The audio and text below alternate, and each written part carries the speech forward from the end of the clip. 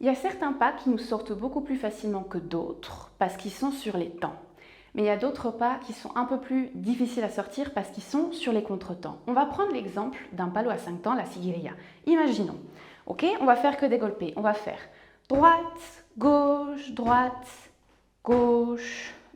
Ça c'est facile puisque c'est sur les temps. Ça fait 1, 2, 3, pause, pause, 4, pause, 5 et 1, 2, 3. Ok, donc ça c'est facile, mais parfois il y a ce qu'on appelle les contretemps. Ça peut correspondre à un et, par exemple. Si c'était 1 et 2 et, c'est un contretemps, ok?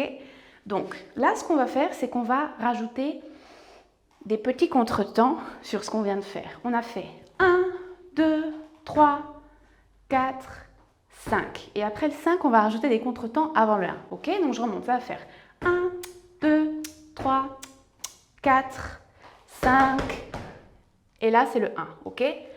1, 2, 3, 4, 5, 1. Donc il y a plusieurs contretemps. Ça fait bugger, mais il faut le travailler, ok? Donc si j'explique avec les palmas, ça fait 1, 2, 3, 4, 5, ok? Donc mon pied c'est le temps. 1 et 2 et 3 et 4 et 5. Sauf que vous pouvez en mettre beaucoup plus que 1 ou 2. Vous pouvez faire 1, 2, 3, 4, 5, 1. Vous pouvez les mettre partout. Donc ça peut un petit peu décontenancer au début puisqu'on n'est pas sur des temps à proprement parler. La seule chose que je pourrais vous conseiller pour réussir à maîtriser les contretemps, c'est au lieu de penser 1, 2, 3, 4, 5, 6, 7, 8, 9, 10 ou peu importe, raisonner en musique. Pam, pam, pam, pam, ta, etc., etc. Ok? Donc c'est un exercice simple, mais je veux qu'on travaille le corps en même temps. Ok? Je remonte juste les pieds pour l'instant. Droite, gauche, 1, 2, 3. 1, 2, 3, 1. Takata. 1, 2, 3, pa, 2. Tikota. 1, 2, 3, 4. Tikota. Encore 1, 2, 3, 4. Tikota. Ok? Encore une fois. 5, 6, 7, et 1, 2, 3, 4. 1, 2, 3, 4. 1, 2, 3, 4. C'est hyper important de travailler les contretemps, surtout les palos. Mais là, on fait juste un exercice pour vous entraîner à vraiment essayer de raisonner en musique. Ce sera plus facile que de compter, de vous dire 5 et 1. Ok? Donc, puisqu'il y a 3 contretemps en l'occurrence. Donc, on retente. Qu'est-ce qui va se passer avec les bras? Ça va faire 1, 2, 3, 4. Et je ferme. 1, 2, 3, 4. Et je ferme. Donc, qu'est-ce qui se passe? Concrètement, je me mets de profil pour que vous voyez. Je prends une inspiration. Je vais en arrière. Vous avez vu comme je suis cambrée? Je vais en arrière, je lève le menton, je lève le menton, je lève le menton. Et sur les derniers temps, je reviens droite, mais je descends juste à peine le menton pour fermer ici. Ok? C'est je lève, je lève, je lève. N'hésitez pas. Vraiment, je veux voir le souffle. Imaginez un trait bleu qui monte, qui monte, qui monte, qui monte, qui sort. Et l'expiration ici. Insufflez le souffle dans vos mouvements pour ne pas faire ça. Ça n'a pas de saveur. Inspirez, expirez, ok? Je monte ici, les coudes vers le haut, les paumes vers le haut, et là, attention, les coudes sont sur le côté, et là, je ne descends pas ici, c'est les avant-bras qui vont descendre avant les coudes, ok? Donc, je remonte de face, ça fait, peu importe que vous commenciez à droite ou à gauche, hein, et 1, 2, 3, 4, 5, 1, je remonte tout doucement, 3, 4, 5, 1, 2, 3, 4, ta, 1, 2, 3, 4, ticota, et je recommence, ok? Donc, on va essayer à plusieurs vitesses, ok?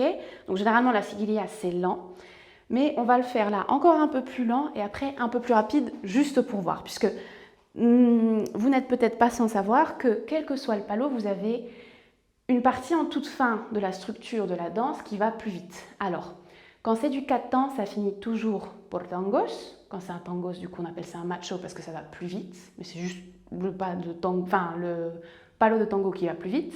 Quand c'est du 12 temps, on passe por bulería puisque c'est le plus rapide. Mais vraiment, la seguiria, on l'appelle le macho. Okay, parce que c'est vraiment spécifique à la seguiria. Mais en gros, quel que soit le palo que vous travaillez, à la fin, il y a un morceau qui est plus rapide. Sur les 4 temps, par exemple, si vous travaillez por cientos, qui est un 4 temps, vous finissez por tangos. Okay? Si vous travaillez, je ne sais pas, por alegría au début, vous finissez por bulería, puisque ça va plus vite. Et ici, en seguiria, vous commencez en seguiria, vous finissez en macho. Okay? Donc, on recommence très lentement.